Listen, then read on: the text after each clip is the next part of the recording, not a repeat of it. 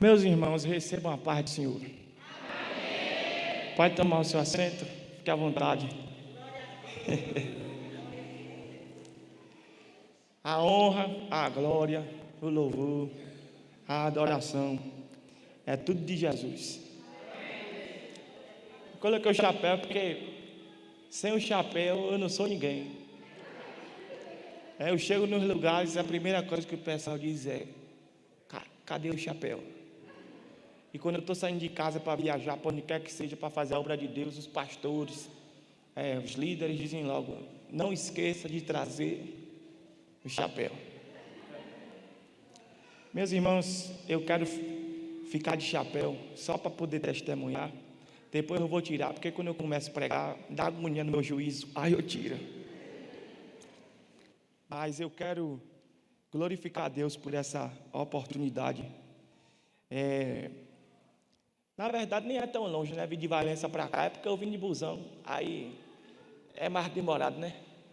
Inclusive, quero glorificar a Deus pela vida de irmão Léo, que foi lá em Itabuna me buscar.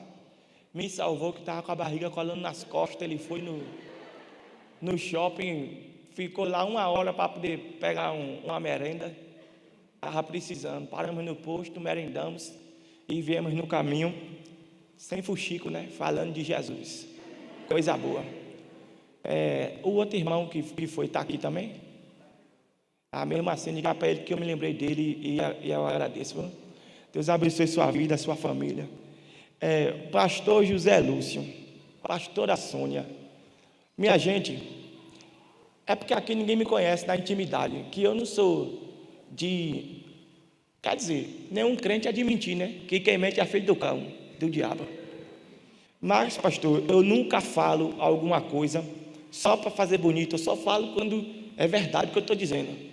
Quando eu cheguei na casa do Senhor ontem, a primeira coisa que eu senti foi a presença de Deus. A pureza do Senhor, a verdade do seu coração, da sua esposa, o clima de paz dentro de casa. Eu senti a presença de Deus, senti. E, sem dúvida, vocês se tornaram uma família que é referência para mim. Inclusive, eu gostei da ideia dos filhos morarem bem perto. Eu ainda não tenho filho, ainda não casei, mas assim, eu quero meus filhos perto de mim, igual lá na casa do pastor. Que alegria poder presenciar isso, poder ser inspirado por isso.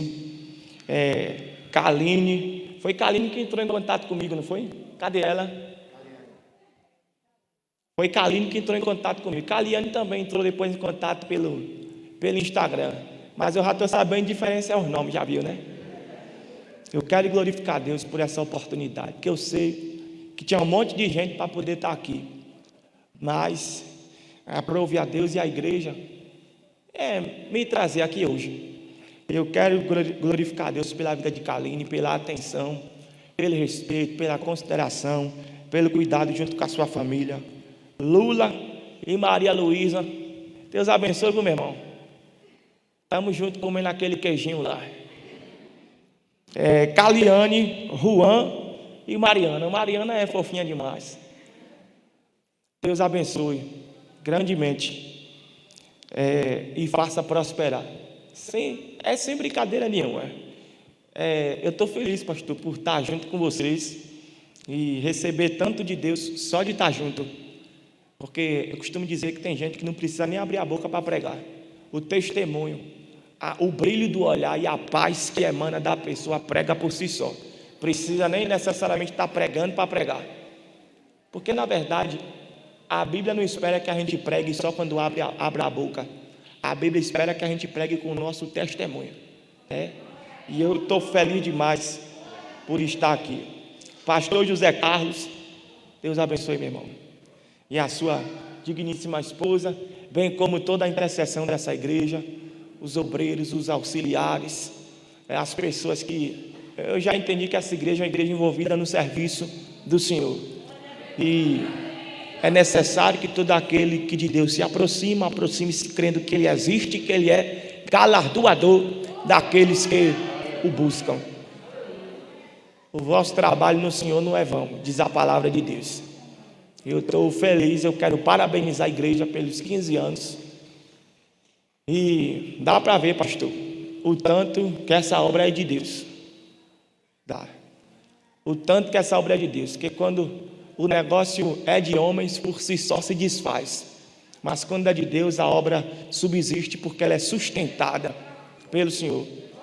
Que venham mais 15, mais 15, mais 15. E que venham vidas.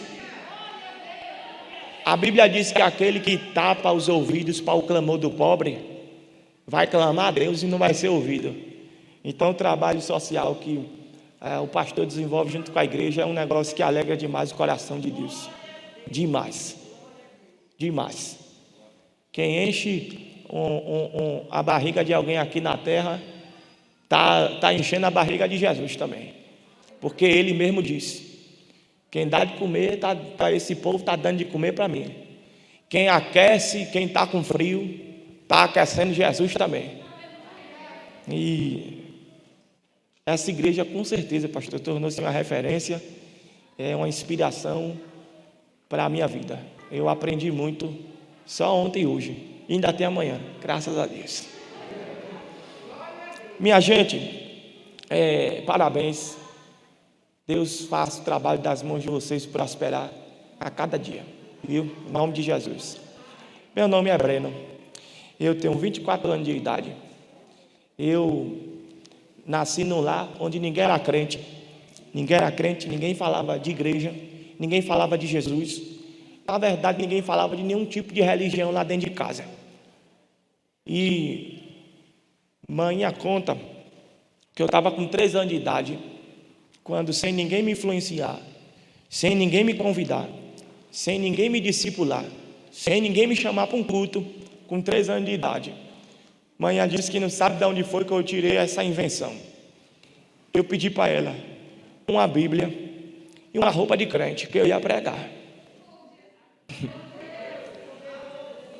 Mãe disse, não sei de onde foi que isso saiu. Lembra de Jeremias capítulo 1, versículo 5? Antes que te formasse no ventre, te conheci. Antes que saísse da madre, eu te santifiquei. E as nações eu te dei por profeta. Tem gente, pastor, que vive uma filosofia esquisita, né? Porque dizem que nós nascemos para escrever uma história. Eu não concordo.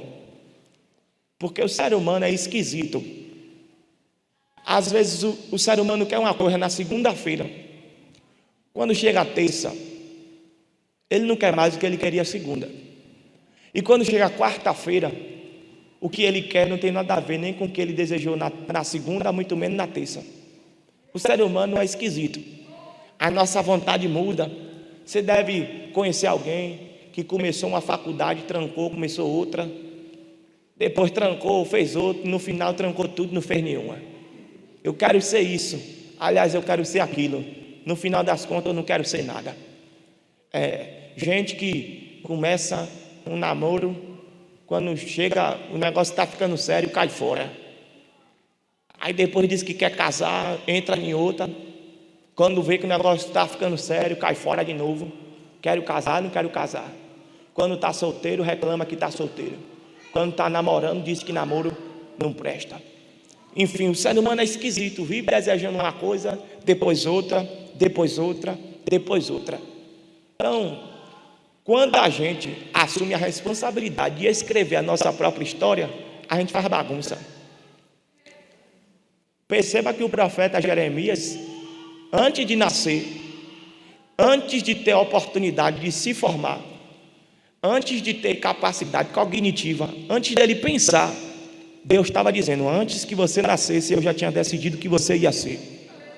Aí eu aprendi que a gente não nasceu para escrever uma história, a gente nasceu para viver uma história pré-escrita por Deus.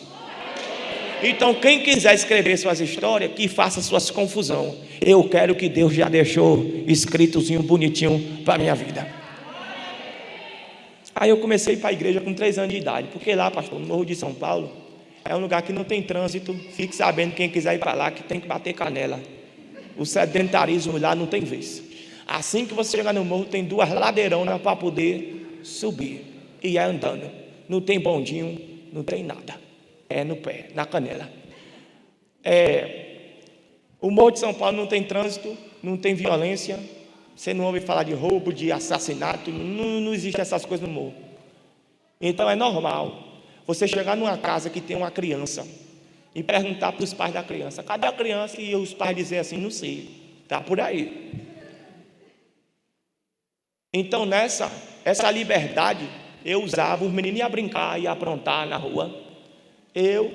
Quando manhã dava por conta, eu já estava voltando do culto. Com 3 anos de idade eu ia para o culto, era lá na rua, a igreja, sentava, ouvia o culto inteiro e ia para casa. Mas manhã não era crente, pai não era crente, não sabia como é que funcionava essa coisa do sistema religioso. Manhã começou a ficar preocupada quando eu comecei, com 4 anos de idade, 5, querer converter todo mundo dentro de casa.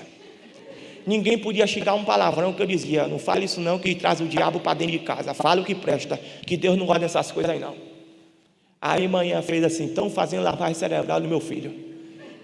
Aí manhã falou: você não vai para a igreja mais não, só quando você tiver idade para saber o que você quer. Quando você tiver idade, se você quiser, você vai, mas agora vai dar uma parada aí, porque já quer converter todo mundo dentro de casa, tá estranho isso daí.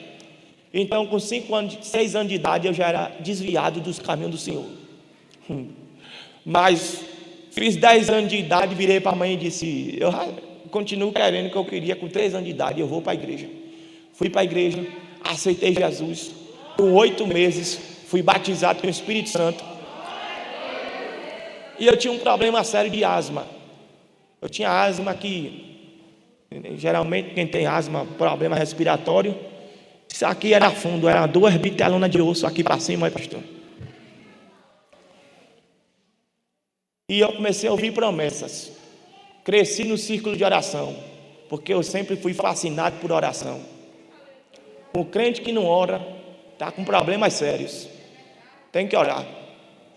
O crente só consegue ser crente na base da oração. Aí eu subi o monte, comecei a ouvir promessa: vou te levantar, vou te levar por esse Brasil afora para pregar a minha palavra. Deus falava comigo no culto. Às vezes eu estava na rua brincando de bola com meus amiguinhos, passava alguma senhora, algum senhor, algum crente, me tirava do meio do jogo de futebol, me chamava no canto para dizer: ó, estava passando por aqui. Quando eu lhe vi, Deus mandou lhe dizer: você é pregador da palavra, e Ele vai te levar, esse Brasil vai te conhecer, Ele vai soprar o seu nome. Ó, irmão, eu não entendia nada disso. Eu nunca servi a Deus por causa de promessa. Eu servi a Deus porque o meu prazer é a presença de Deus, sempre foi. Mas eu ouvia essa profecia volta e meia. Às vezes ia na cidade vizinha, porque a gente do Morro de São Paulo faz feira em Valença, porque o morro é tão caro que é mais barato pagar o barco para ir para Valença, fazer a feira, depois pagar os carregadores para botar no barco, depois pagar os carregadores para tirar do barco, depois pagar os carregadores para botar no trator e chegar na nossa porta. É mais barato do que comprar no morro. Não é brincadeira. A carestia está terrível. Uma Coca-Cola no morro é R$10,50. Quanto é aqui? Quanto? R$5. Coca não presta, mas então vou levar uma daqui.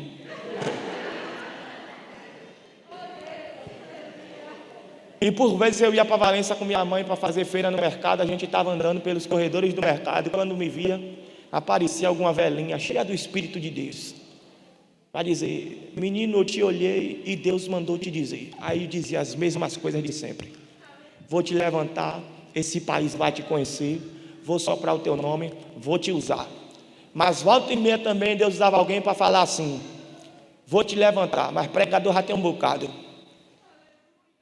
Eu vou te levantar para fazer parte de uma geração que não vai se corromper. Se você se corromper, te diz o Senhor, eu te arrebento. Ai, ai.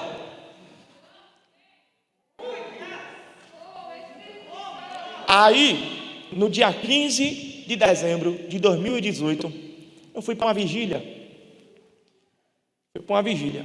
Que numa igrejinha lá, que não era a minha, mas ia ter vigília. Eu fui para a vigília. Quando eu cheguei na vigília, o pastor que estava pregando, Deus estava usando ele para profetizar para muita gente na igreja. E eu comecei a murmurar lá do fundo da igreja. E o homem, Deus mandou dizer isso para um, Deus mandou dizer isso para outro. Eu disse, eu vim aqui, eu vi a pregação. Não vai ter a pregação, e eu murmurando lá no fundo. Daqui a pouco ele apontou para mim e disse, jovem, eu digo, Deus revelou que eu estava murmurando. Ele fica de pé, fica em pé, ele falou assim, olha que dá até hoje. Aí eu fiquei olhando para a cara dele. Ele disse, eu falei para você olhar que dá até hoje. Peguei o celular, apertei, olhei. Eu olhei para a cara dele, ele, fale que dá até hoje. Eu digo, 15 de dezembro de 2018. Ele, marca a data de hoje. Porque dentro de 2 meses, sem tirar e nem acrescentar um dia, Deus vai te apresentar para o Brasil e vai começar a cumprir promessa antiga na sua vida. Aí ele ficou me olhando e disse assim, outra, vai ter gente que vai chegar no Morro de São Paulo procurando você para poder bater um retrato e ouvir a palavra de Deus da sua boca.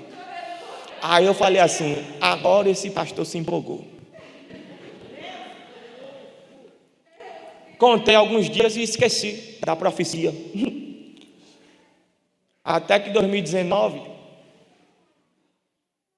eu estava com esse chapéu, indo vender o artesanato da minha mãe na praia, que ela é artesã. E nessa época eu estava desempregado. E tem um desempregado que é fresco e tem um desempregado que ele não é fresco. O desempregado que é fresco, quando surge alguma coisa para ele fazer, essa não é minha área, aí não dá para mim não. O que não é fresco, olha, não é minha área não, mas eu estou precisando, eu vou lá. Eu passei a mão na cesta de manhã e digo, me dê que eu vou vender, que eu estou precisando de uma pontinha, que eu estou liso. Fui para a praia, botei o chapéu na cabeça, que é do sol. E no meio do caminho eu tive uma ideia de gravar um vídeo. Digo, vou aproveitar aqui, passando pelo meio do matagal até chegar na praia, vou gravar um vídeo. Peguei o celular e comecei a dizer. As coisas começaram a desandar depois que o metiolate parou de arder.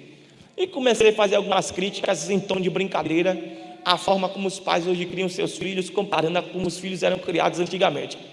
Eu postei no meu Facebook para meus amigos assistirem. Dormi e acordei, depois que voltei da praia, e 200 mil pessoas já tinham assistido o vídeo. Quando vi, tinha 5 milhões de visualização, enfim. Tá bom, tá certo. Aí, pastor, eu fui na cidade vizinha comprar um ferro de passar, porque o meu ferro queimou, né? Fui comprar um ferro de passar, que só tem essas coisas na cidade vizinha, tem que viajar para comprar. Vou comprar um ferro de passar para não estar andando igual o gênio da lâmpada. Fui, comprei o ferro. Quando eu saio de dentro da loja, cidade grande é diferente do interior, né? A gente anda com medo de um assalto. Quando eu vou saindo de dentro da loja, guardando meu celular para poder os donos não querem levar, eu ouço atrás de mim um cara falar, ei, você aí, pare aí. Olhei para o lado, para o outro não vi ninguém, digo, é eu, meu Deus. Aí eu fiquei parado assim. Minha pressão caiu, que às vezes cai. Aí eu estava botando isso lá no bolso e digo, vou correr. Aí depois eu falei, pensei, se tomar um tiro nas costas, ficar sem poder se movimentar, ou morrer. Fiquei parado. Ele, ei, é você mesmo. Eu virei, quando eu virei, ele estava colocando a mão aqui. Eu disse, é a pistola. Ele puxa um celular e diz, posso bater um retrato contigo, porque lá em casa todo mundo é seu fã.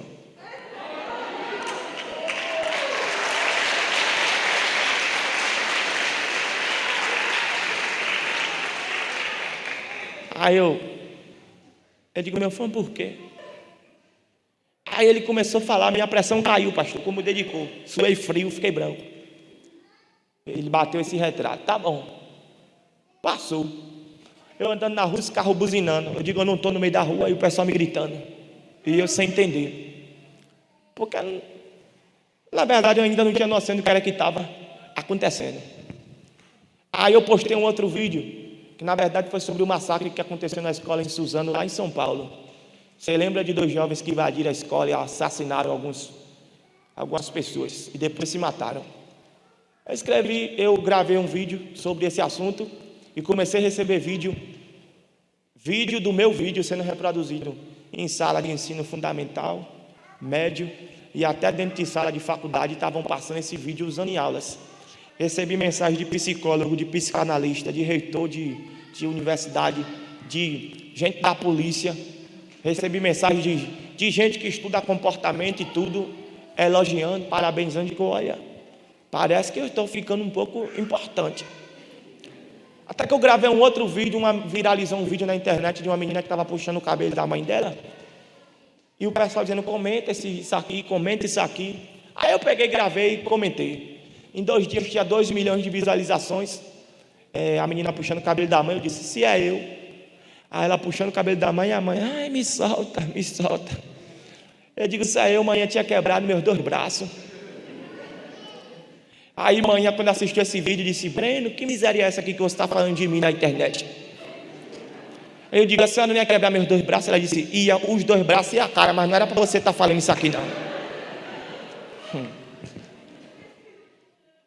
A minha memória é boa, embora seja um pouco falha, porque eu lembro das coisas com riqueza de detalhes, quando lembro.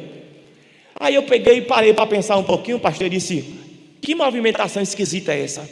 Aí eu me lembrei da profecia. Me lembrei da profecia de 15 de dezembro de 2018, na vigília.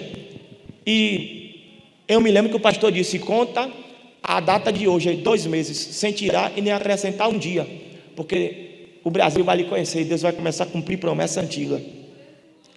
Aí eu fui olhar a data que eu tinha publicado o primeiro vídeo no meu Facebook, que está lá no meu perfil pessoal. O primeiro vídeo que viralizou não foi de propósito, até porque eu não lembrava da profecia mais. Eu contei alguns dias e depois esqueci. E o primeiro vídeo que viralizou eu postei justamente no dia 15 de fevereiro de 2019. Deus cumpriu a palavra conforme a profecia. Porque no mundo de hoje tem muita gente banalizando o poder de Deus e falando que Deus mandou sem Deus nunca ter dado autorização para dizer o que quer que seja em nome dele. Mas a gente precisa tomar muito cuidado para não botar todo mundo no liquidificador e bater junto. Porque Deus ainda tem os seus, a quem Ele fala em verdade, a quem Ele fala com potência, a quem Ele fala, por meio de quem Ele fala com seriedade. Aí no meio de toda essa movimentação, vídeo viralizando para cá, eu nos status, alguns artistas até postaram alguns vídeos meus, tá bom. Daqui a pouco entrei em contato comigo um homem se dizendo empresário. Se dizendo empresário, aí começou a conversar comigo, pastor, e ele falou assim, eu estava aqui olhando uns vídeos seus na internet, o pessoal está muito compartilhando suas coisas, e eu vi que você tem potencial, você tem carisma, você tem inteligência, você tem uma visão boa de mundo, você é o cara. Eu digo, olha, eu já senti cheiro de coisa errada, que quando as molhas demais, o santo desconfia, dizia a vovó, Deus a terra. Aí ele falou assim, eu tenho uma proposta para você. Você tem tudo para se transformar no próximo Whindersson Nunes da internet, no próximo Tirulipa. Você tem tudo para ser o próximo fenômeno do humor nesse país. E eu posso te ajudar, não sou do ramo, mas posso conseguir para você uns contratos publicitários. Agora não é coisa pouca não, é coisa que vai mudar a sua vida da noite para o dia, da água para o vinho. Ele me disse, estou falando de dinheiro. Não é de pouco dinheiro não, é muito dinheiro. É dinheiro para você fazer o que quiser e ainda sobrar. Agora, tem um porém, né? Eu vi aqui na sua rede social que você é crente e isso não pega bem, porque essa conversa religiosa não é interessante, isso não vende. Tem coisa que não dá para fazer com crente, é difícil. Seja crente escondido. Seja crente para você, não torne isso público não. Tira esse negócio de agenda de igreja, de atender convite, de negócio de pastor. Não, isso aí não dá futuro não. Deixa para lá. Até antes disso eu estava gostando da conversa. Eu digo, Senhor, não deixe o teu céu morrer pobre. Mas quando o cabra tocou nesse assunto, eu me lembrei de Jeová dizendo, se você se corromper, eu te arrebento. Eu digo, olha meu irmão, muito obrigado, Deus lhe abençoe, lhe ilumine e lhe faça prosperar. Agora, o senhor está criticando as coisas da igreja, essa conversa religiosa, mas o senhor aí fez uso de um termo que é bíblico. O senhor disse que o contrato publicitário ia mudar minha vida da água para o vinho. Isso é João capítulo 2. Foi Jesus que transformou a água em vinho. Não foi contrato publicitário que mudou nada da água para o vinho, foi a presença de Jesus. E eu tenho medo de morrer pobre, mas eu prefiro comer ovo com Jesus do que sentar na mesa para comer caviar com o diabo. Aí nessa época Deus falou comigo lá no livro de 1 Reis, capítulo 21. Você lembra de Nabote e de Acabe? Acabe é rei em todo Israel. Em todo Israel. Acabe tem uma recâmara cheia de tesouro, cheia de ouro, cheia de prata, cheia de joia. Ele tem palácio. A terra é dele. Ele tem muito, não tem pouco, tem em excesso. Ele é o rei da nação. Só que tem um homem chamado Nabote que tem uma vinhazinha do lado do palácio dele. Aí Acabe olha para a vinha de Nabote e diz: eu quero comprar. Vou lá procurar o dono para poder ver se eu adquiro a propriedade. Nabote, Acabe, que é rei de Israel, procura Nabote, que só é o dono de uma vinha. Se tem alguém muito rico, não é Nabote, é Acabe. Se fosse para a gente medir quem tem mais, com certeza Acabe tem muito mais do que Nabote. Aí Acabe se dirige para Nabote, procura ele e vem: cá, meu irmão, quer quanto aqui nessa vinha? Peça quanto você quiser que eu pago. Agora, se você não quiser em dinheiro, eu tenho um monte de vinha melhor e maior do que a sua. Você pode escolher a que você quiser minha, que eu te dou, e você me dá essa daqui.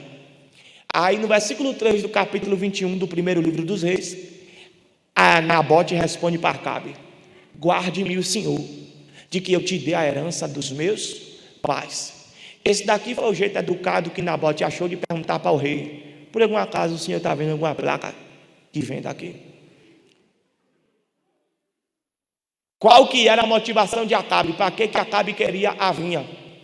O texto revela que ele queria transformar a vinha de Acabe numa horta. Kika, Deus te abençoe, viu, Kika? O café hoje estava bom demais. Muito obrigado, viu? Ele tinha o plano de transformar a vinha de Nabote em uma horta. Aí você vai estudar questões climáticas e você vai descobrir uma coisa muito interessante. Aquele território lá é muito seco, a temperatura é esquisita, de dia é muito quente e de noite fica muito frio. Mas de dia é quente com força. E uma horta precisa de um clima úmido para sobreviver. Então, naquele território lá, é muito difícil sustentar uma horta viva por muito tempo. Naquelas condições, quando uma horta dura muito tempo, ela dura no máximo 3 anos. E o que é que Acabe quer fazer? Tirar a vinha do lugar e transformar a vinha numa horta. Aí a gente vem para as uvas. Uva é extremamente resistente e uva dá onde colocar. Mesmo o clima lá sendo extremamente seco, mesmo lá sendo extremamente quente, lá, quando uma vinha dura pouco, ela dura no mínimo 20 anos. Então a horta, quando dura muito, dura 3 anos. A vinha, quando dura pouco, dura 20 anos. Qual que é a proposta de Acabe para Nabote? Fazer Nabote abrir mão daquilo que é permanente por aquilo que é temporário. É isso que o inimigo quer. Abra a mão do permanente e em lugar fique com o temporário. Aí Nabote vai abrir a boca para dizer: Deus que me livre de abrir mão daquilo que permanece para receber em troca algo que perece. E Deus nesse tempo está nos chamando para que nós nos posicionemos de modo a sabermos dizer não às propostas desaforadas do adversário. O seu casamento é uma vinha. Essas aventuras de rua é uma horta. E Deus está nos convocando para um tempo onde nós sabemos nos posicionar e reconhecer: aquilo que Deus tem para mim é permanente, não é temporário. Aquilo que Deus tem para mim dura, não se acaba. Aquilo que Deus tem para mim é história, não é aventura. Aquilo que Deus tem para mim é para permanecer, não é para se acabar com pouco tempo. Então aprenda a dizer não às propostas do maligno. Carnaval, São João, virada de ano, uma festinha, fornicação, a bagaceira, os esquemas, isso tudo é horta. Deus não nos chamou para termos arte nem parte com aquilo que é temporário. Deus nos chamou para as coisas eternas. Naquele dia,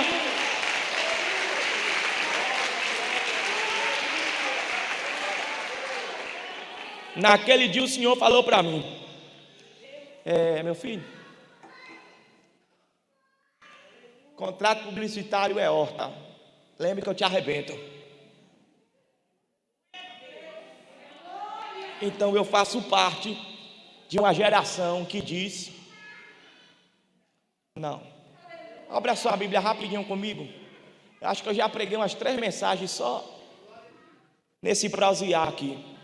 Mas eu quero que você abra a sua Bíblia no Evangelho segundo escreveu Lucas, no capítulo 7. Lucas capítulo 7. Quando as irmãs estavam orando no início do culto, elas oraram e falaram sobre dependência de Deus. Quando o pastor estava aqui fazendo as considerações dele sobre esses 15 anos de história, o pastor também falou sobre dependência de Deus.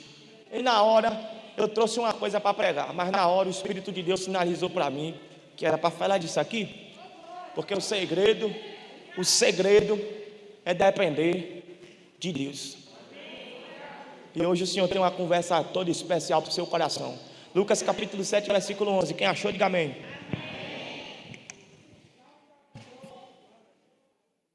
Lucas capítulo 7, versículo 11, diz-nos assim a palavra de Deus: E aconteceu pouco depois ir ele à cidade chamada Naim, e com ele iam muitos dos seus discípulos e uma grande multidão.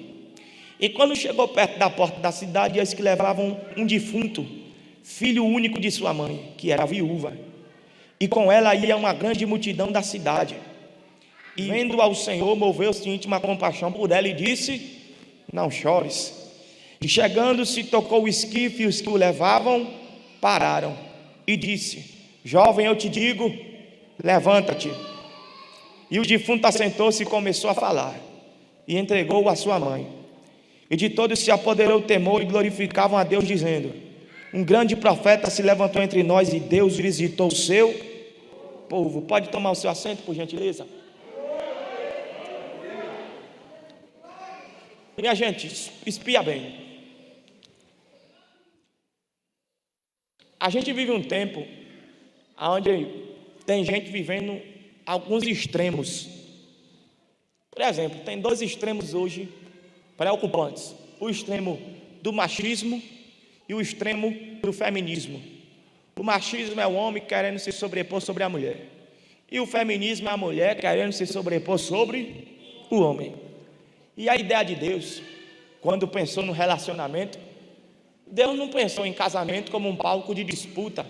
Quem manda mais, quem é mais inteligente, quem ganha mais, quem é melhor. Deus não pensou nisso. Deus não pensou em montar um ringue de briga.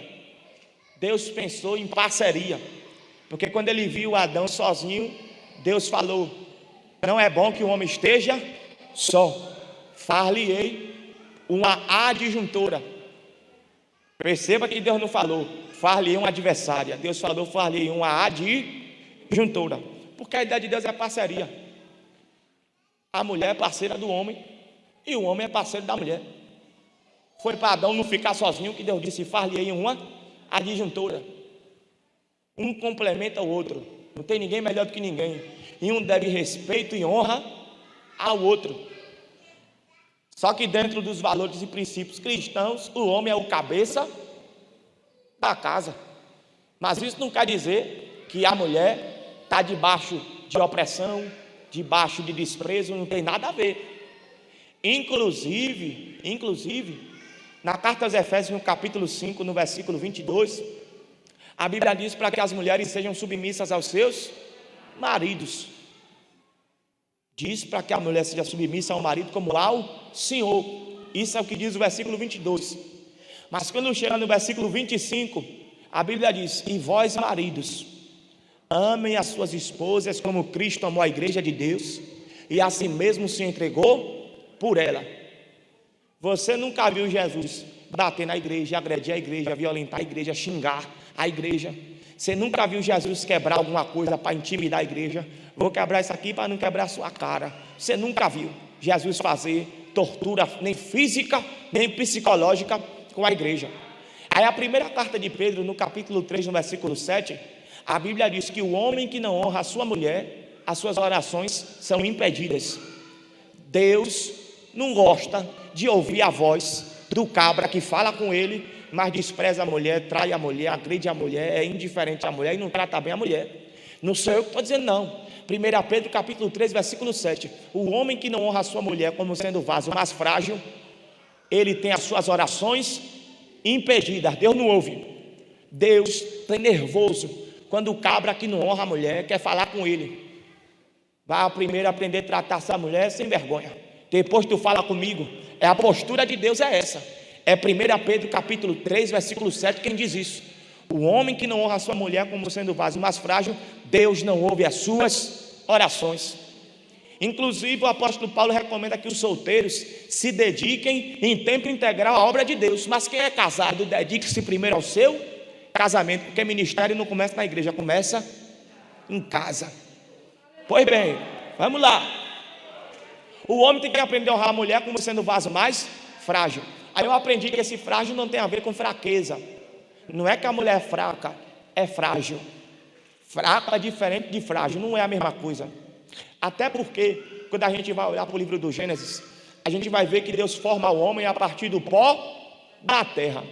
Aí eu parei para refletir, né? Eu digo, se você pegar um punhado de pó e você pegar um pouquinho de água e jogar em cima do punhado de pó, o que é que acontece? Vira lama. Pronto. Então o homem foi feito do pó. E a mulher foi feita do pó também? Aí Deus já pegou o homem pronto, apagou, botou para dormir, arrancou um pedaço, pegou um osso para fazer a mulher. Então a base de formação do homem, o pó. A base de formação da mulher, o osso. Se você pega a água e joga em cima do pó, o pó vira lama. Se você pega a água e joga em cima do osso, o que é que acontece com o osso? Nada, só fica molhado. Irmão, olha, eu não estou dando ponto para as mulheres esculhambando os homens, não. Deixa eu pregar. Isso aqui fala de quê? Eu fui para o shopping com meu amigo. A gente foi para o shopping, bora no shopping. Quando a gente chegou no shopping, igual está aí na porta da igreja, o aferidor de temperatura, né? Todo mundo que entra, primeiro bota o bracinho, protocolo por causa da pandemia diante da qual nós estamos. Bota o bracinho para ver que não está com febre, porque se tiver com febre, volte, vá logo para fazer um teste de corona, que pode ser, né? Cuidado para evitar a proliferação. Tá bom.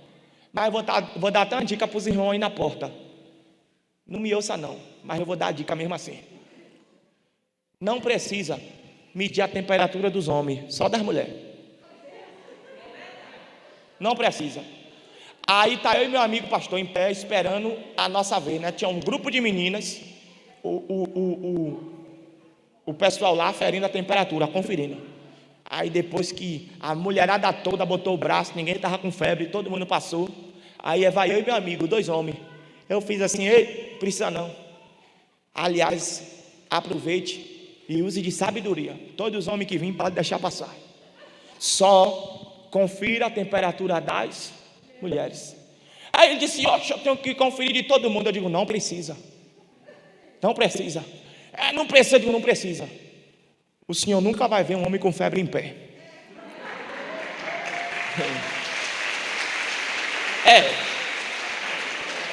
Muito menos indo para o shopping. Com febre, ficar em pé e ir para o shopping. Pegou a gripe e acabou o homem.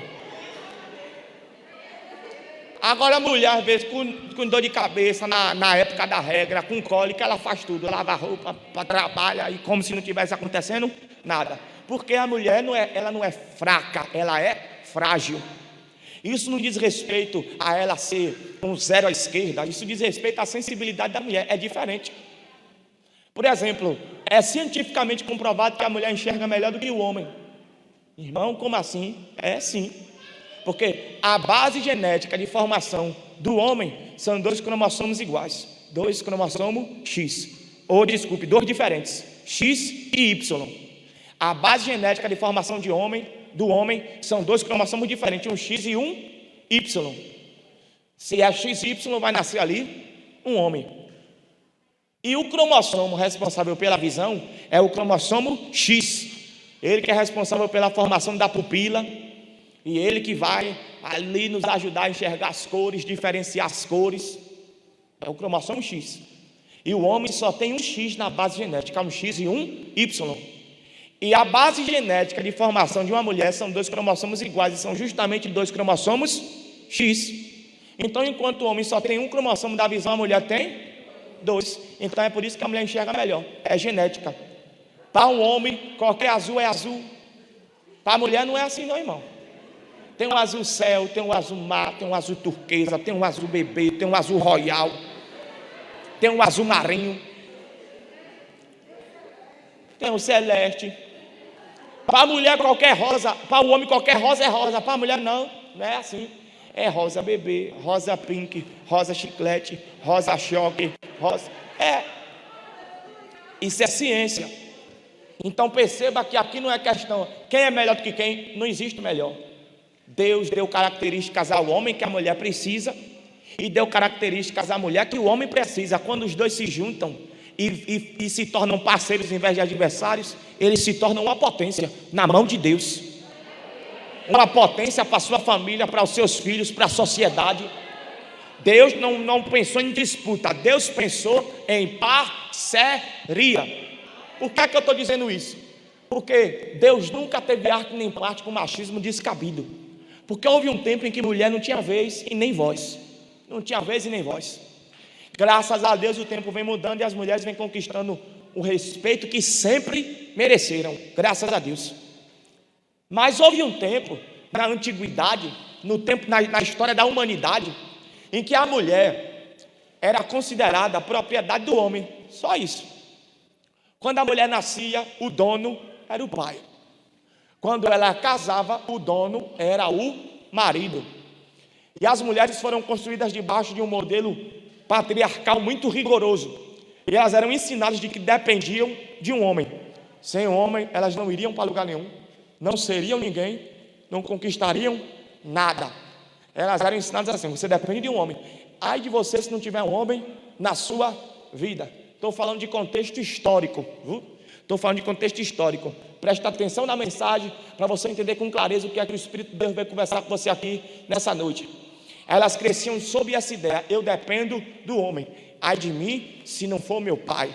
Ai de mim se não for meu marido. Aí às vezes acontecia, né, de um marido falecer. E quando acontecia de um marido falecer e a mulher ficar viúva, essa mulher era considerada de sorte se o marido falecido tivesse deixado pelo menos um filho do sexo masculino, que mulher também já não servia. Porque a fonte de dependência dela era o homem. Repare só. Aqui em Lucas capítulo 7, a viúva de Naim, o marido dela já morreu, é a viúva de Naim, mas o nome do marido dela não é Naim não, é porque ela mora na cidade de Naim. Ninguém sabe o nome do marido dela, aqui não tem registro disso. Ela é viúva, e a Bíblia diz que ela está indo enterrar o seu único filho. Quer dizer que o marido dela morre, mas deixa uma outra fonte de dependência para ela, o seu filho. Aí quando pensa que não, o filho também morre, e ela está agora indo para o cemitério para poder enterrar o menino. E que homem restou na vida dela? Nenhum. Quebrou-se.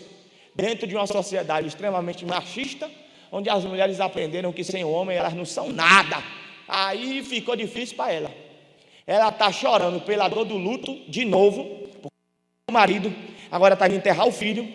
E ela também está chorando pela dor do pensamento da sociedade daquela época. Ela está quebrada, meu irmão.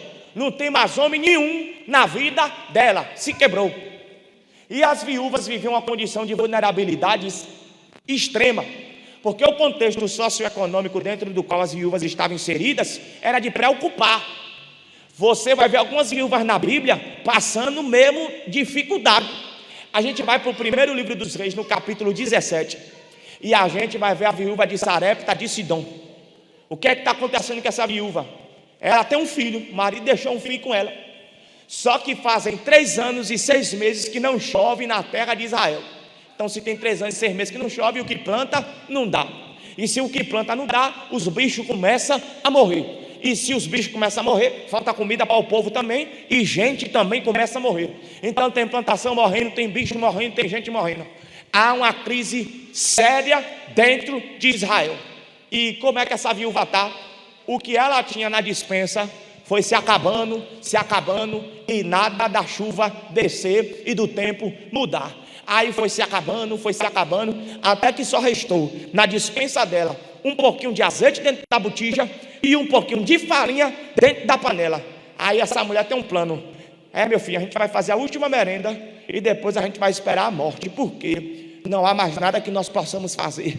A coisa está feia, a situação está braba.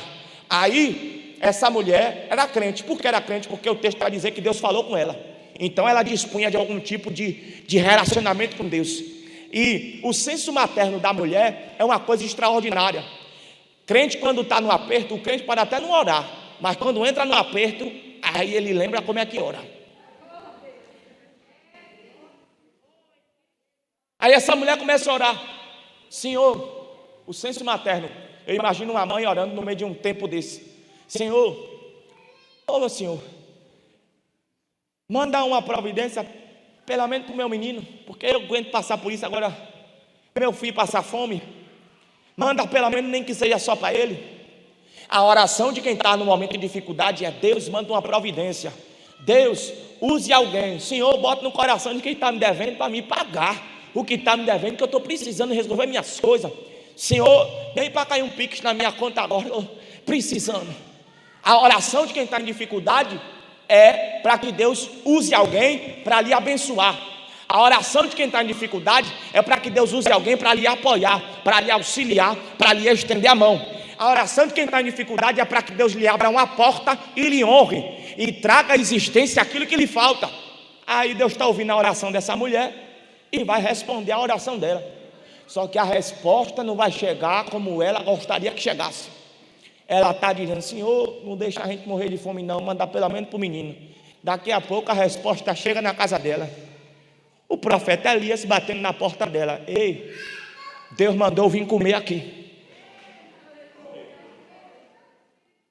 O quê? Oi? Ele bate na porta: me dê um copo de água. Primeiro que tem 3 anos e 6 meses que não chove. A água não está fácil. Para ninguém estar batendo na porta dos outros pedindo um copo de água em um tempo desse. Agora perceba uma coisa: mesmo num tempo de crise, mesmo num tempo de seca, Deus espera que a sua igreja mate a sede desse povo. Aí olha só, o profeta Elias está lá no Ribeiro de Quirite, o Ribeiro de Quirite seca. Deus diz: levanta-te, vai passar a época de Sidom, porque lá eu já tenho ordenado uma viúva que te sustente. Aí vai Elias achando que vai achar uma senhora rica, com uma aposentadoria abençoada, morando em uma mansão. Porque se Deus dissesse para você: vá lá que fulano vai te sustentar, tu vai pensar que fulano está mais quebrado que você? Aí o profeta chega lá batendo na porta dele: Deus mandou vir beber e comer aqui. Ele pede água, ela vai buscar e dá para ele. Aí o profeta fala assim: agora faça um bolo para mim e traga aqui que eu estou com fome. Mas entenda, Elias não foi lá porque quis ir lá. Ele foi lá porque Deus mandou ela servir ele e mandou ele ir lá. Ela não tem condição de servir, ou tem? Ela não precisa de ninguém na casa dela para comer com ela. Ela precisa de alguém que leve uma feira para a casa dela, porque a família dela está passando aperto, está passando apuros. Mas perceba que enquanto ela precisa de ajuda, Deus vai levantar ela no momento de fragilidade dela para ajudar alguém. Ela que precisa de apoio, mas Deus levanta alguém a quem ela que tem que apoiar. Ela está precisando ser abraçada, mas Deus vai levantar alguém a quem é ela que tem que abraçar. Ela está precisando, minha irmã, de ajuda, mas Deus vai levantar alguém para que ela ajude. Sabe o que é que eu aprendo aqui? Que Deus não olha para a gente como pobres coitados. A gente não está no mundo para fazer peso, a gente está no mundo para ser relevante. Você está com pena de você com a situação que você está vivendo, mas Deus não está com pena de você não. Mesmo numa situação de fragilidade, mesmo tendo falta de alguma coisa, você ainda é uma potência na mão de Deus. Você ainda é um instrumento na mão do Todo-Poderoso. E eu sei que isso aqui, pastor, parece com a história de um bocado de gente. Quantas vezes você precisou de oração e você que teve que orar por alguém? Quantas vezes você estava sem conseguir dormir, com um apetite desregulado, uma tristeza braba no coração, mas você orou para Deus repreender a depressão na vida de alguém, mas você orou para que Deus sarasse alguém da ansiedade, mas você repreendeu o mal psicossomático na vida de alguém? Quantas vezes eu estou falando com gente que já precisou de dinheiro, mas precisando de dinheiro, tirou do dinheiro que não tinha para poder ajudar alguém que estava precisando, e Deus nos trouxe hoje aqui para nos dizer, sabe o quê? Nós fomos levantados para servir, e nós não podemos permitir que nenhuma circunstância tire do nosso coração a certeza de que nós fomos levantados para servir.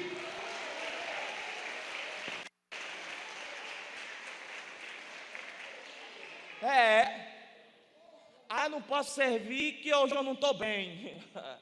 Eu não posso servir porque eu estou precisando resolver umas coisas aqui. Não, eu não posso servir porque eu estou ocupado com não sei o quê. Eu não posso servir, não, depois que eu acabar minha faculdade, aí eu sirvo melhor. Depois que eu terminar esse projeto, aí depois eu me envolvo melhor. O Senhor está dizendo não, na bênção ou não, na escassez ou na fartura, tendo muito ou tendo pouco, em tempo de bonança ou em tempo de crise, nós fomos levantados para servir. E Deus te trouxe hoje aqui para te entregar uma palavra proibitiva. Você está proibida de deixar de servir. Você está proibido de deixar de servir, porque foi para servir que Deus te levantou na terra. Tá bom. Aí quando ela vai servir o profeta, aí o profeta diz assim: ei, Deus está visitando a tua botija de azeite, e Deus está visitando a farinha na panela. Sim, aí não vai acabar o azeite da botija, e a farinha da panela não se escasseará até que Deus faça chover sobre a terra. O que é que isso quer dizer? Quando você entende para que foi que você foi chamado, você começa a provar do cuidado e da provisão de Deus. O profeta está dizendo para ela: sirva, porque Deus cuida de você. Preocupa não, faça o que Deus te levantou para fazer, porque Deus vai se responsabilizar pelas tuas demandas. Não preocupa não, sirva e não deixe de servir. Eu estou triste, eu estou cansado, eu estou com medo, eu estou preocupado, eu estou sem dinheiro, eu estou numa situação difícil. Sirva, porque o Senhor vai visitar a sua casa e a sua causa. Quem entende para que foi chamado, prova do cuidado sobrenatural e providencial de Deus. Perceba que o marido dela morreu, ela está vivendo um tempo de crise, mas o marido se foi, mas Deus ficou. Aí vem a viúva do profeta Eliseu, no segundo livro dos Reis, no capítulo 2. O marido faleceu, a única coisa que ela tinha para herdar era a dívida. E aquele Zacão, o marido dela, morreu devendo, não estavam com nenhum plano de perdoar a dívida. Ela ia ter que pagar. O marido morreu, a mulher ficou viva, é dela que nós vamos cobrar. Aí os credores começaram a bater na porta dessa mulher: paga o que teu marido deve, paga o que teu marido deve. E a mulher: não tem dinheiro, não tem dinheiro, não tem dinheiro. Um dia os credores se indignaram e disseram: minha filha, não é bagunça não. A próxima vez que a gente voltar aqui, se a senhora não tiver, olha, o fazendo rir da gente, nós vamos levar os seus filhos como escravos para pagamento da dívida. Quando essa mulher ouve falar isso, ela se levanta e vai correndo atrás do profeta Eliseu. Aí chega no profeta Eliseu e diz: o meu marido também era profeta, era teu servo, e morreu devendo. Eu não tenho como pagar a dívida que ele deixou. E os credores estão batendo na minha porta já faz um tempo. E disseram agora: a próxima vez que eles voltarem, se eu não tiver o dinheiro de pagar a dívida que meu marido deixou, meus filhos vão subir na poeira, porque eles vão levar os meus filhos como escravos para pagamento da dívida. Aí o profeta diz assim: meu filho, o que é que eu vou fazer por você? Declara-me o que é que tu tem em casa. Olha o contexto socioeconômico dentro do qual as viúvas estavam inseridas. Aí essa mulher fala assim: eu não tenho nada em casa, senão um pouquinho de azeite na botija. A outra ainda estava melhor que ela, porque ainda tinha um pouquinho de farinha na panela. Essa só tem mesmo um pouquinho de azeite na botija. Aí Deus vai se manifestar na boca do profeta Eliseu para entregar para ela direcionamento para se encontrar com a provisão de Deus na vida dela. Qual que é o direcionamento? É Deus na boca do profeta dizendo: corre na tua vizinhança e peça para ti vasos vazios emprestados e não poucos.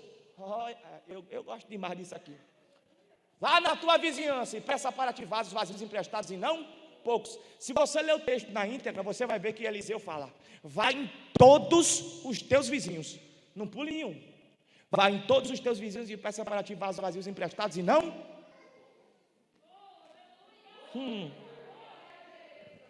Deus tinha poder para resolver o problema dela, sem ela precisar bater na porta de ninguém.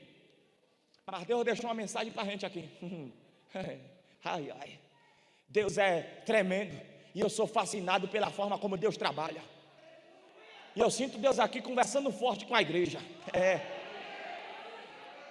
Vai nos todos os teus vizinhos, peça para ti vasos vazios emprestados e não poucos. Aí essa mulher começa a bater na porta dos vizinhos. Empresta aí uns vasos que eu estou precisando. Vem cá. Como é que ela vai bater na porta dos outros para pedir uma coisa emprestada? Imagine que ela é vizinha de alguém que aquela nunca deu bom dia, nunca deu uma boa tarde, uma boa noite. Imagine se essa mulher é daquelas pessoas que gostam de estufar o peito, botar o nariz para cima e passar fingindo que não está vendo ninguém.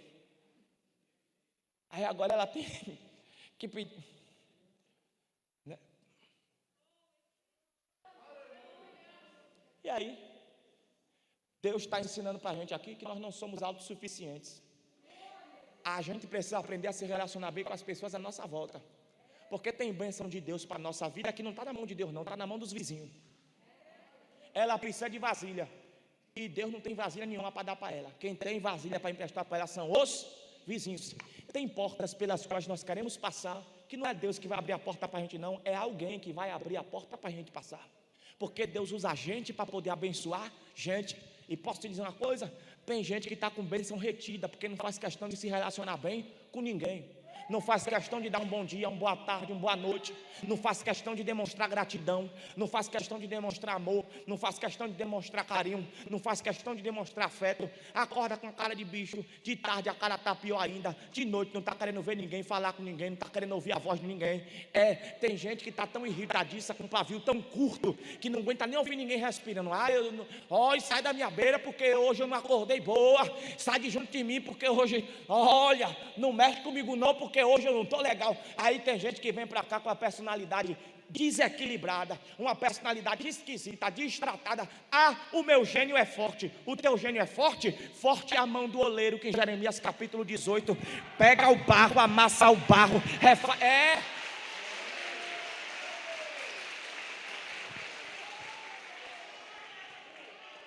Vá na tua vizinhança e peça para ti vasos vazios emprestados e não poucos. Quer dizer que você vai depender da forma como se relaciona com as pessoas para ser abençoado por Deus. Então, aprenda a tratar bem seu pai, sua mãe, seus filhos, o seu gerente, o seu patrão, os seus líderes, o seu pastor. Tem bênção de Deus na sua vida que só vai te alcançar se você se relacionar bem com o seu pastor, com a sua liderança, com o seu patrão. Nós não somos autossuficientes. Nós precisamos uns dos outros. Quão bom e quão suave é que os irmãos vivam em união. Tá bom. Aí o profeta disse: peça para ti vasos vazios emprestados e não poucos. Por quê? Porque Deus vai trabalhar na sua vida. Deus já está dizendo aqui que vai multiplicar o azeite. Agora, quanto Deus vai multiplicar? Aí não é com Deus, aí é com você. Quanto é que Deus vai multiplicar? Não sei, vai depender de você. Vá pegar vaso emprestado. Se você pegar pouco vaso, vai ter pouco azeite. Se você pegar uma quantidade mais ou menos, você vai ter uma quantidade mais ou menos de azeite. Agora, se você pegar muito vaso, aí vai ter muito. Então a escala em que Deus vai fazer vai depender do quanto ela está disposta a buscar. Se ela buscar pouco, ela vai receber o quê? Se buscar mais ou menos, vai receber o quê? Agora, se buscar muito, vai receber o quê? Agora, deixa eu te perguntar uma coisa. Para o tanto de coisa que você espera que Deus faça na sua vida, você acha que o tanto que você busca é correspondente ao tanto de coisa que você quer ver Deus fazer na sua vida? Eu sempre me pergunto, se hoje, pastor, se nessa noite Deus convocasse um monte de anjo e dissesse assim: desce lá na igreja, a casa de oração, desce lá, todo mundo, abençoa todo mundo que está, todo mundo, não deixa nenhum sair sem ser abençoado. Os anjos, pronto, Senhor, é para dar a bênção de cada qual, como é que vai ser? Aí Deus falasse assim: meça o tanto que Breno ora. Aí você dá uma bênção para ele de acordo com o tanto que ele ora. Aproveite também, meça o tanto que ele renuncia e santifica. Dê uma bênção a ele correspondente ao tamanho do nível de renúncia dele. Aproveite e meça também o tempo que ele passa lendo Bíblia, o tempo que ele passa meditando na palavra, na minha palavra. Aí, de acordo com o tamanho da busca dele, você abençoa ele. Qual ia ser o tamanho da sua bênção?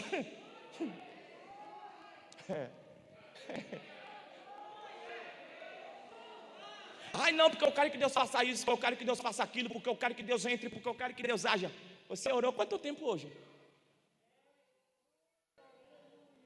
Você orou quanto tempo essa semana? A igreja está em propósito de oração, e eu vou dizer isso por revelação de Deus. Às vezes alguém entra para fazer parte do propósito de oração, mas é para cumprir tabela, é tipo para bater ponto.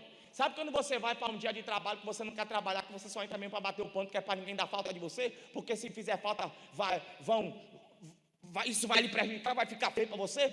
Às vezes a gente entra em algumas coisas como propósito na casa de Deus, que é para que não vejam que nós não entramos. Mas se é para entrar, meu irmão, Deus está dizendo: entra direito. Entra direito. Se é para entrar no propósito de oração, não entra para... Às vezes a gente está cansado, eu já dormi de joelho, eu já dormi de joelho. Agora, toda vez que se vai orar, se sentir sono, aí a gente precisa orar para repreender essa interferência maligna no mundo espiritual, porque não é normal. Tudo que a gente vai fazer para a gente acha pouco. Sempre para nós é pouco. Mas as mesmas coisas que nós achamos pouco para nós, às vezes a gente acha que é muito para Deus. Por exemplo, tem um amigo que você nunca mais viu. Aí você marca meu amigo, minha amiga, nunca mais a gente bateu aquele papo, aquela prosa boa. Vai lá em casa para poder a gente botar o papo em dia. Aí tá bom, aí marca a prosa, vai para dentro de casa, passa um café, ajeita uma broa de milho, uma pamonha, pastor, alguma coisa, e vamos comer e vamos conversar. Aí começa a conversar. Aí tem um monte de gente conversando coisa que não presta, conversando coisa que não edifica. Aí começa a conversar. E tome meia hora de fuxico. E tome uma hora de fuxico. E tome 1h30 de fuxico. E tome 2 horas de vida dos outros. Daqui a pouco, alguém se dá conta que o tempo está passando. E misericórdia minha, o tempo passou que eu nem vi. Aí eu já vou. Aí o anfitrião diz: tá cedo. A conversa está tão boa, não vá não. 2 horas de fuxico. A hora passou que a gente nem viu. Aí depois de sentar a lenha nos outros, tome linguada na vida dos outros. Aí depois ainda faz: né, mas quem somos nós para julgar?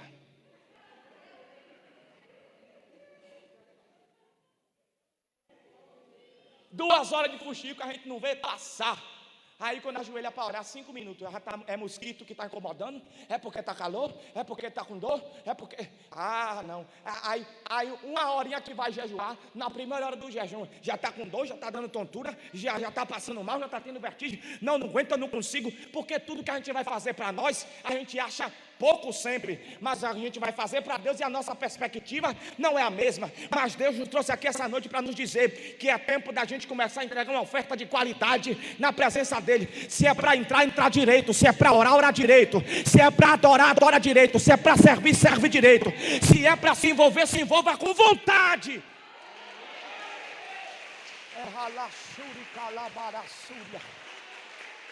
Olha aqui, eu já vou caminhar para poder a gente concluir. Ela vai, busca os vasos vazios, entra dentro de casa, fecha a porta e Deus opera um milagre da multiplicação. Quando a vizinhança pensou que essa mulher ia perder os filhos para os credores, porque não tinha como pagar a dívida, daqui a pouco essa mulher abre a porta e no meio da crise virou empreendedora, virou empresária. Está vendendo azeite, porque Deus deu azeite para ela vender, para ela pagar o que ela deve e ainda viver do resto. Porque eu profetizo que nesse tempo de crise, levante a mão quem quer receber. Quem não recebe profecia pode ficar de mão abaixada. Eu profetizo que num tempo de crise Está descendo do céu estratégia para você empreender e prosperar. Mesmo no meio de uma crise, no meio de uma loucura, no meio de uma bagunça, no meio de um sobe e desce, mas nós estamos em Cristo.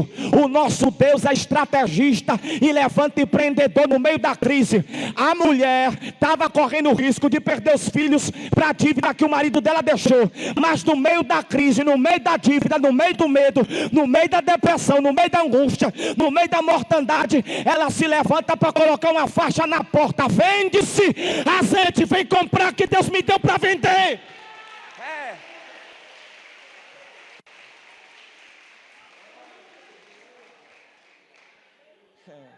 Vem comprar que Deus me deu para vender.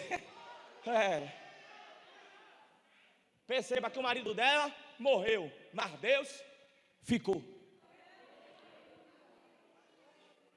Deus ficou. A gente volta aqui para a viúva de Naim, que eu concluo a mensagem.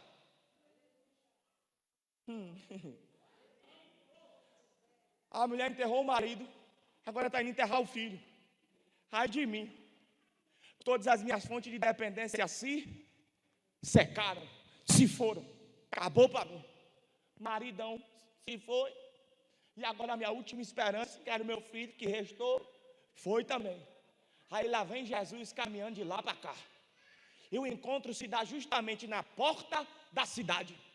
Quando essa mulher pensou que a morte ia sair porta fora, o Cristo que é vida vinha entrando porta dentro. Quando essa mulher pensou que outra vez o luto ia sair porta fora, o Cristo que é a alegria vinha entrando porta dentro. Quando essa mulher pensou que o fracasso ia sair porta fora, o Cristo que reescreve história, que muda cativeiro, que faz tudo novo e diferente, vinha entrando porta dentro. E eu vou te falar uma coisa: tem gente que está aqui, ninguém sabe do que está acontecendo. É como se já estivesse na porta da cidade para enterrar alguma coisa que morreu na sua vida. E você está sem perspectiva, você está desesperançoso. Só que Cristo hoje marcou um encontro com você na porta dessa Naim. O cortejo fúnebre não vai ter continuidade não. Jesus chegou para paralisar todo o espírito de morte, toda a ação do diabo, toda a ação maligna. Cristo vai paralisar e o nome do Senhor será glorificado sobre a sua vida, sobre o seu casamento, sobre as suas finanças, sobre a sua saúde, sobre a sua história. Aí Cristo chega, minha irmã, respira só. Cristo chega e diz para ela: não chore não. Como é que a mulher não vai chorar, pastor? Pelo amor de Jesus Cristo. Jesus diz: não chore não. Por que ele disse não chore? Porque nas entrelinhas do texto, Jesus estava dizendo para ela assim: ó, eu não estou te moendo para você definhar não. Eu não permiti prova em sua vida só para te enlouquecer, só para você ficar surtada, maluca, depressiva. Não. Não tem nada a ver com isso não. Eu permiti essa situação para te ensinar, não foi para te moer. Porque ela está caminhando dizendo: ai de mim, meu marido não está mais aqui. Ai de mim, meu filho também se foi. Ai de mim, por quê? Porque não tem mais homem. E ela aprendeu que dependia do homem. Aí Jesus diz: não chore não, expiação, o que é que eu vou fazer agora? Jesus toca no esquife, no caixão, e diz: menino, a ti te digo, levanta. Aí a Bíblia diz que o laço de morte se quebra. A morte tem que largar o menino e devolver. Porque é o Cristo que vence a morte que está falando para ele voltar. Menino, a ti te digo, levanta. A Bíblia diz que o defunto se sente e começa a falar. Agora eu quero chamar sua atenção para um detalhe interessante no texto. A Bíblia diz que de todos se apoderou o temor e glorificavam a Deus, dizendo: um grande profeta se levantou entre nós e Deus visitou o seu povo. Sabe o que foi que a mãe do menino fez quando ele ressuscitou? Também glorificou a Deus. Porque a gente pensa que ela tinha que fazer o quê? Correr para cima do menino, abraçar, beijar. Ela não fez isso não. Ela conversou da glória também. Irmão, onde é que está isso? Está no texto, nas entrelinhas do texto. Porque a Bíblia vai dizer, se você parar para observar direitinho, se você parar para observar no versículo 15, é Jesus que pega o menino e dá na mão da mãe. Ela não corre para abraçar o menino. Ela não corre para beijar o menino.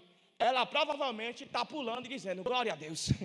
Glória a Deus, glória a Deus, glória a Deus. Ela está tão impactada pelo poder de Deus que ela esquece de abraçar, de beijar, Ela fica tão extasiada pelo poder de Deus, que é Jesus que pega o menino pela mão e entrega para ela. Não é ela que vai para cima do menino, é Jesus que pega o menino e entrega para ela. O versículo 15 diz que Jesus pega o menino pela mão e entrega para sua mãe. Por quê?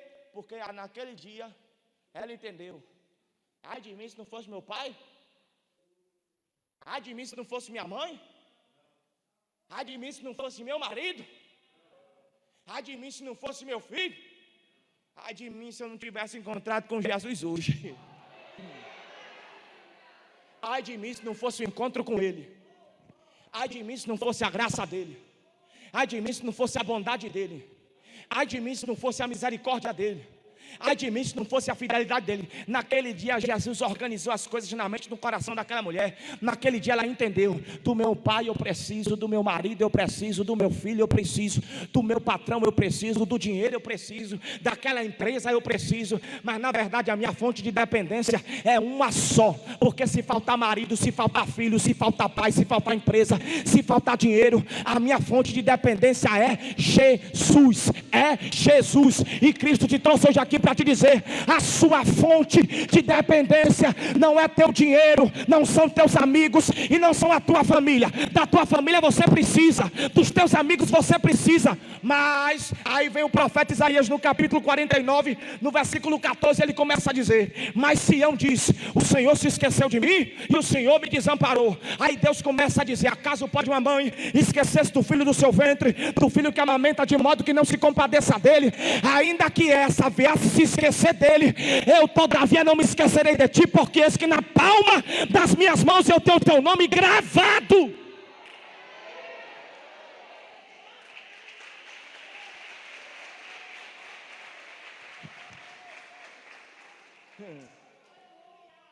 A sua fonte de dependência é Deus.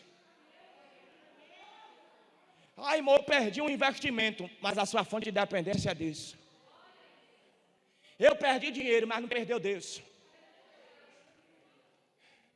Eu perdi pessoas, mas não perdeu Deus. Irmão, eu sofri algumas subtrações, mas Deus ainda está aí. Deus ainda está aí. E no dia que Deus me entregou essa mensagem, eu estava indo pregar em um congresso, um negócio chique. E nessa época eu estava muito na prova, mas muito na peleja mesmo, sabe? Aquele tempo que você só tem uma roupa legal para ir para lugares legais, que você bate e tosse e veste de novo. Sabe? Estava assim, pastor. Eu ia pregar, só tinha uma roupa, não estava preocupado não. Eu nunca tinha ido naquele lugar mesmo, o pessoal nunca tinha me visto com aquela roupa. Estava tudo bem.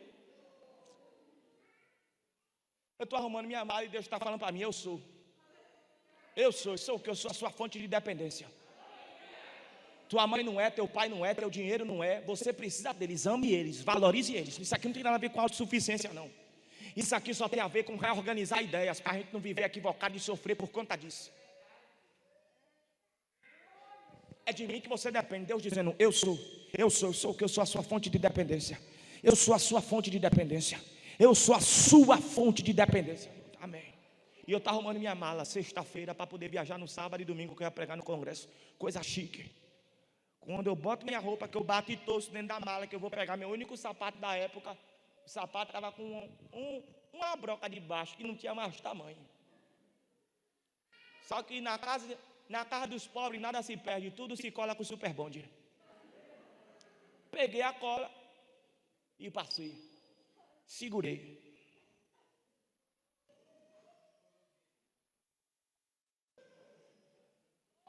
Quando soltei, abriu. Peguei outra cola. Passei mais forte.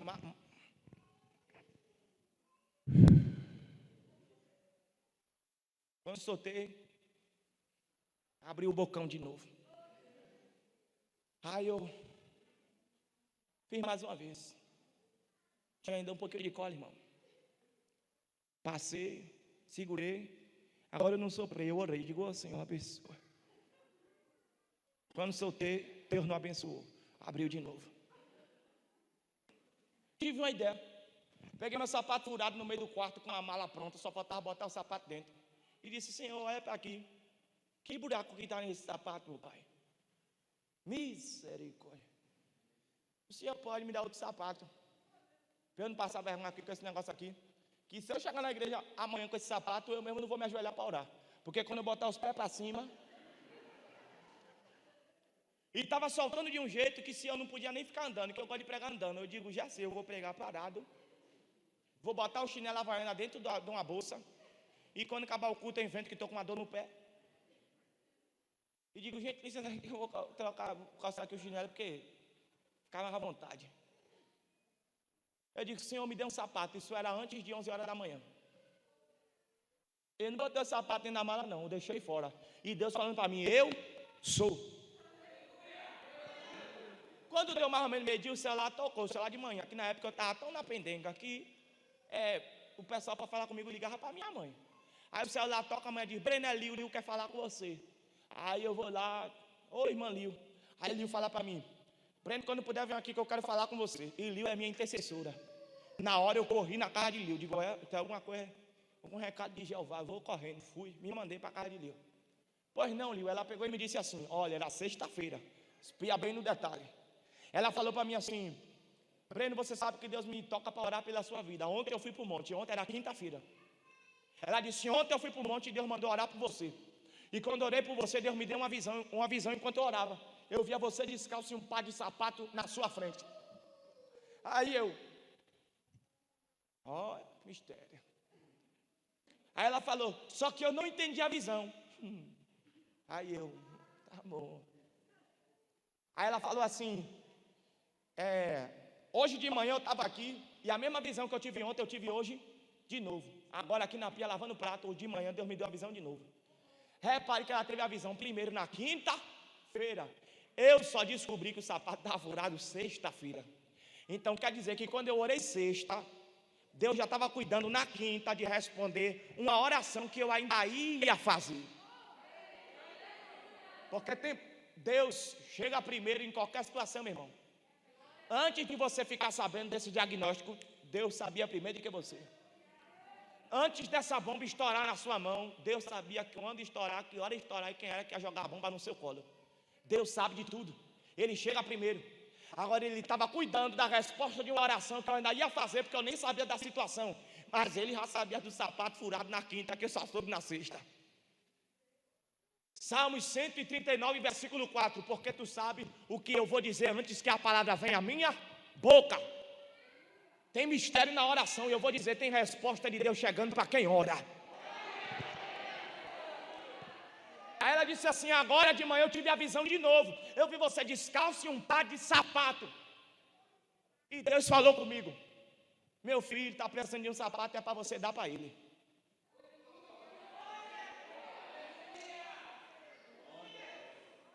Aí Deus falou para mim, está vendo que eu sou a sua fonte de dependência.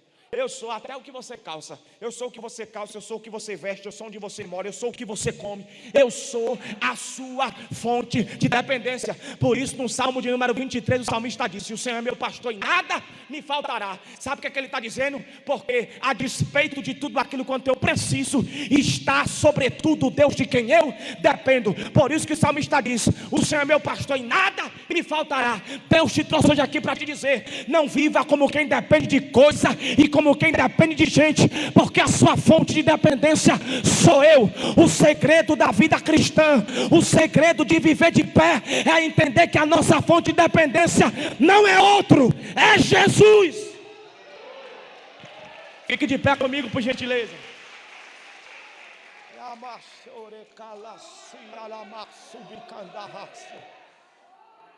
Sua fonte de dependência é Jesus. Não é dinheiro. Não é dinheiro, não é gente não. Não é. Não é dinheiro, não é gente. Não é dinheiro, não é gente. Não é dinheiro, não é gente. Era marraçui de calaçúbia. Era marraçui calachore calacia. Tico de ralaçubi calamachúria. Não é dinheiro, não é gente. Não é dinheiro, não é gente. É Jesus. É Jesus. é Jesus. Ele é a nossa fonte de dependência, Ele é o nosso cuidador, Ele é o nosso provedor, Ele é quem abre a porta, Ele é quem chama a existência aquilo que não existe como se já existisse. Ele é aquele que diz, ainda antes que houvesse dia, eu sou, eu sou. O dinheiro não é, gente não é, Jesus está dizendo, eu sou, eu sou, eu sou. Eu sou a fonte de dependência da sua vida, eu sou a fonte de dependência da sua história, eu sou a fonte de dependência da sua família, eu sou a fonte de dependência dessa igreja, eu sou a fonte de dependência da sua alma, eu sou a fonte de dependência da sua saúde, eu sou a fonte de dependência das suas finanças. Eu sou. Deus te trouxe hoje aqui para te dizer, a sua fonte de dependência sou eu.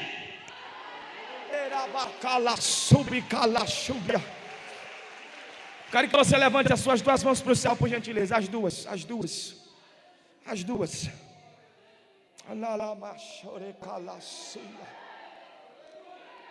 E eu quero que você adore agora, reverencie, reconhecendo que Ele é a sua fonte de dependência. Comece a pedir perdão a Ele por todas as vezes que você murmurou, ficou triste, ficou abatido, porque lhe faltou alguma coisa, ou porque lhe faltou alguém. Comece a pedir perdão e dizer, hoje eu entendo. Ai de mim se não fosse o Senhor, ai de mim se não fosse a sua presença, ai de mim se não fosse a sua palavra, ai de mim se não fosse o seu poder, ai de mim se não fosse o seu espírito, ai de mim se não fosse o sangue precioso vertido no Calvário. Comece a glorificar a sua fonte de dependência, a engrandecer a sua fonte de dependência. Rasga o céu com a sua gratidão nessa noite, rasga o céu com a sua gratidão nessa noite, dizendo, Senhor, eu dependo de Ti, eu dependo de Ti, eu dependo de Ti.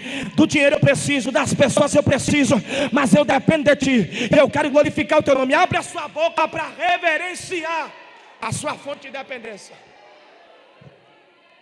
Enquanto você adora, Deus visita sangue, Deus visita ossos, Deus visita órgãos, Deus visita veias, Deus visita artérias, Deus visita a pele, Deus faz desaparecer caroço, Deus faz sumir células cancerígenas. No barulho da adoração da igreja, reconhecendo que Ele é a sua fonte de dependência, há uma nuvem de glória que desce para curar, para renovar, para levantar, para aquecer.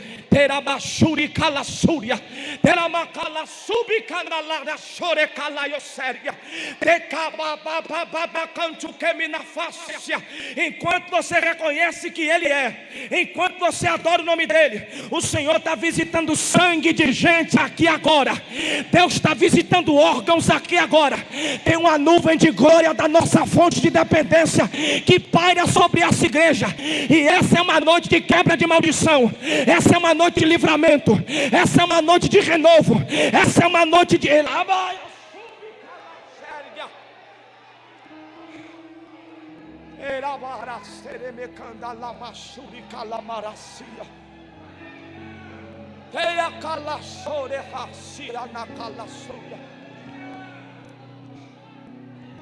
a nossa fonte de dependência. O homem de branco passeia no meio da igreja agora.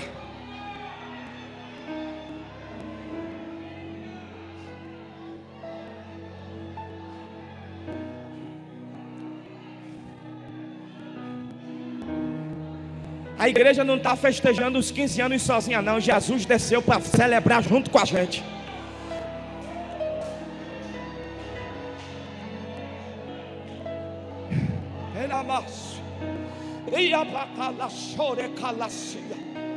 Quem não é batizado com o Espírito Santo, seja batizado agora. O doente é curado, o fraco é fortalecido. Quem está sujo agora é purificado.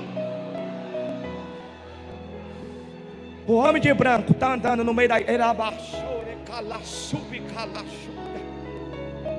O Cristo que repreendeu a morte na casa dessa viúva e disse, eu sou.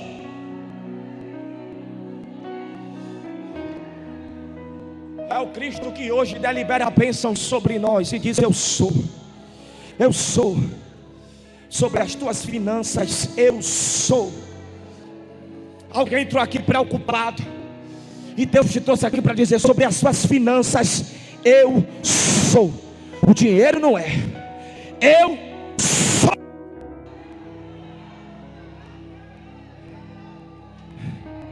Jesus está de mãos estendidas sobre nós, liberando bênçãos. Quem precisa de cura, seja curado.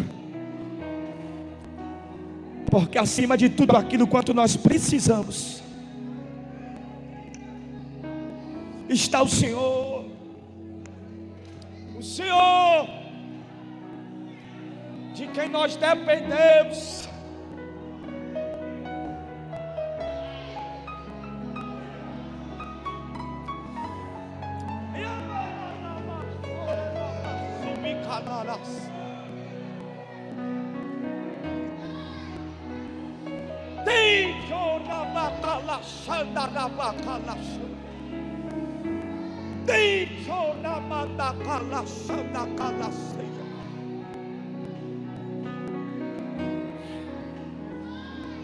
Se tem alguém entre nós que está distanciado dos caminhos do Senhor, se tem alguém que ainda não reconheceu o Cristo como único e suficiente Salvador da sua vida, eu quero que você corra aqui na frente agora, que a gente quer orar por você ainda antes desse culto acabar.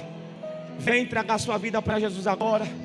Venha se reconciliar com Cristo, porque Ele te ama, Ele te chama e te trouxe aqui para dizer: a sua vida depende de mim, a sua história depende de mim, a sua alegria depende de mim, sobretudo a sua salvação depende de Jesus. Se tem alguém distanciado dos caminhos do Senhor, afastado dos caminhos do Senhor, vem agora, saia do seu lugar.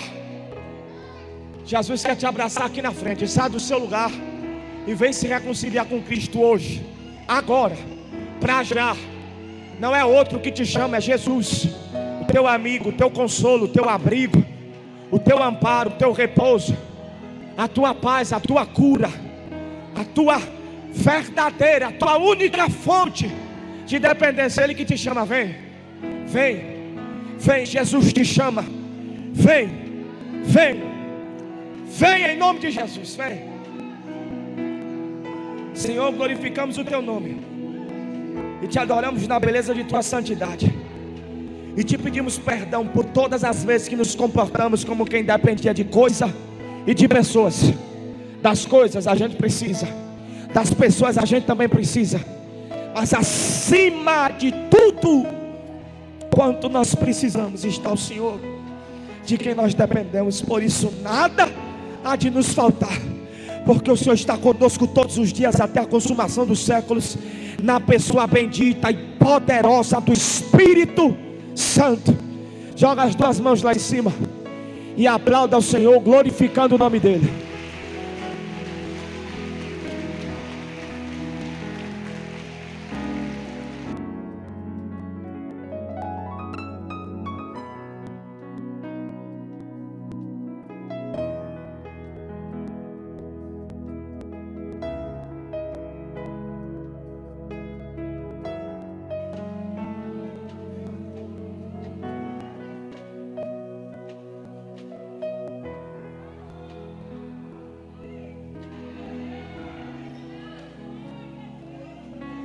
Só se alegra com salvação quem é salvo, pastor.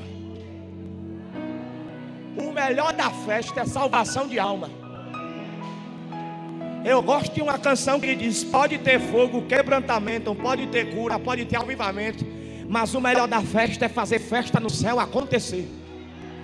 E a Bíblia diz que só tem festa no céu quando um pecador. Pois hoje, esse primeiro dia de celebração está fechado com chave de ouro, porque a festa acaba aqui e começa lá. Tem uma vida para Jesus aqui, ó. Não, meu irmão, glorifica a Deus com vontade. Tem uma vida para Jesus aqui. Estenda a mão para cá. Estenda a mão para cá. Toda a igreja, estende a mão. Qual é o nome do Senhor? Maurício. Senhor, nós queremos te apresentar a vida de Maurício. Ele é teu e nunca deixou de ser.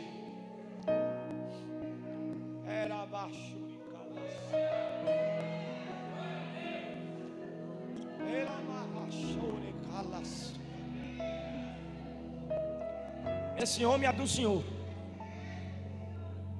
Esse homem é do Senhor. A família desse homem é do Senhor. As finanças desse homem é do Senhor.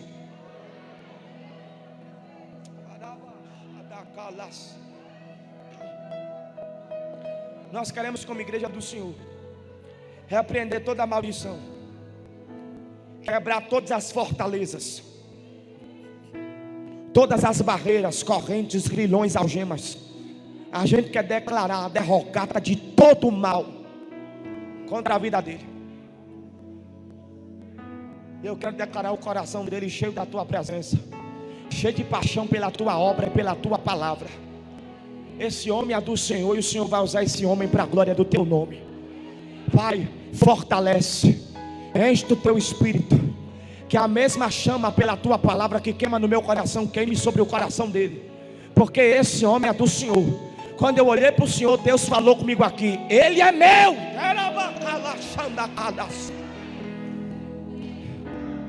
Todo mal perde força. Você é um vaso precioso nas mãos de Jesus, que ele vai encher. Pelo que temos estes tesouros em vasos de barro, a fim de que a excelência do poder seja de Deus e não nossa. Na sua simplicidade, na sua maneira, Deus vai te usar como uma ferramenta potente no reino dele. Receba de Deus sabedoria, receba fogo do Espírito, receba um fogo de avivamento sobre o coração, sobre a alma, sobre a mente, sobre o corpo. Toda maldição é quebrada, é anulada no poder do sangue precioso de Cristo vertido no Calvário. Nós, como igreja do Senhor, lhe abençoamos e declaramos o seu nome escrito no livro da vida.